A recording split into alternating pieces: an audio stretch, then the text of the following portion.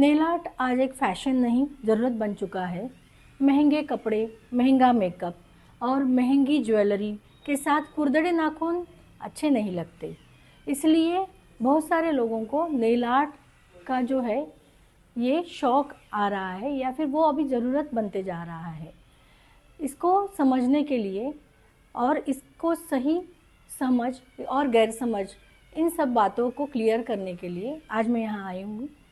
मेरा नाम निशा वराड़े है, मैं एक सोलन ओनर हूँ और मैं एक नेल आर्टिस्ट हूँ।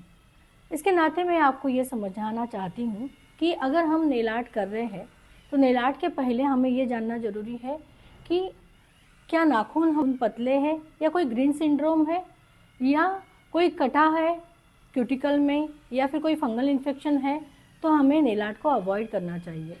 नाखून अगर हेल्दी है, ब्रॉड है और उसका सरफेस अच्छा है तो ही नेल आर्ट करना चाहिए, अदरवाइज़ नेल आर्ट करना नहीं चाहिए। जिसके नाखून छोटे होते हैं, पतले होते हैं, इन्होंने कभी भी नेल आर्ट का हट नहीं करना चाहिए। नेल आर्ट उन्होंने ही करना चाहिए जिनके नाखून अच्छे हैं। अब नेल आर्ट करने से पहले हमें इन सब चीज़ों का ख्याल रखते साथ ही नेल आर्ट के बाद भी हमें क्या ख्याल करना चाहिए, तो नेल आर्ट करने के बाद हमें कम से कम 24 घंटे तक किसी भी गर्म पानी में या फिर गर्म चीज़ों के कांटेक्ट में हमारे नेल्स को नहीं आने देना चाहिए।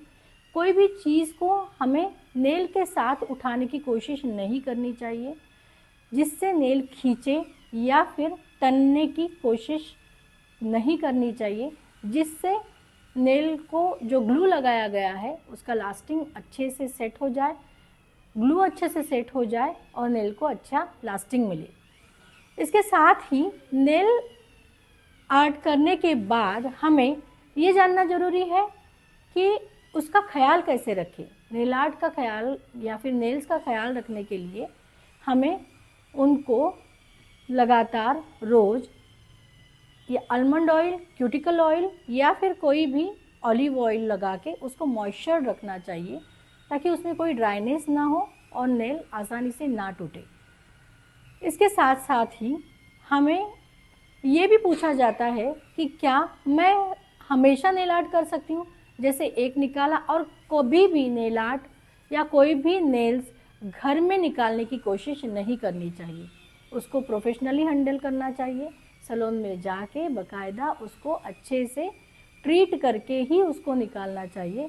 खींचातानी में आपके नेल्स ख़राब हो सकते हैं, उंगलियों को हर्ट हो सकता है कि कल को जाके उसमें सूजन आए और आपको कोई भी आगे बहुत दिनों तक उसके दर्द का सामना करना पड़े। इसलिए ये भी ज़रूरी है कि नेल्स निकालते वक्त उसको कैसे निकाले जाए, उसके लिए सैलून में ही आना है आपको। और दूसरी बात ये है कि नेल्स अगर आपको बार बार लगाने हैं तो उसके लिए आपको क्या करना चाहिए। नेल्स लगाने के बाद उसको निकालने के बाद हमें कम से कम 7 से 8 दिनों का गैप देना चाहिए। उसके दरमियान हमें नेल्स को मॉइस्चर रखना चाहिए, जो कि हम क्यूटिकल ऑयल, आलमंड ऑयल या फिर ऑयल के हेल्प से उसको मॉइस्चर रखेंगे, नेल को अच्छे से ब्रीथ करने देंगे और फिर उसको 10 डेज़ के बाद या 80 डेज़ के बाद उसको रिपीट एप्लीकेशन कर सकते हैं। इस तरह से हम अगर नेल्स को अच्छे से केयर लेके हैंडल करेंगे तो हम इजीली उसको एंजॉय कर पाएंगे।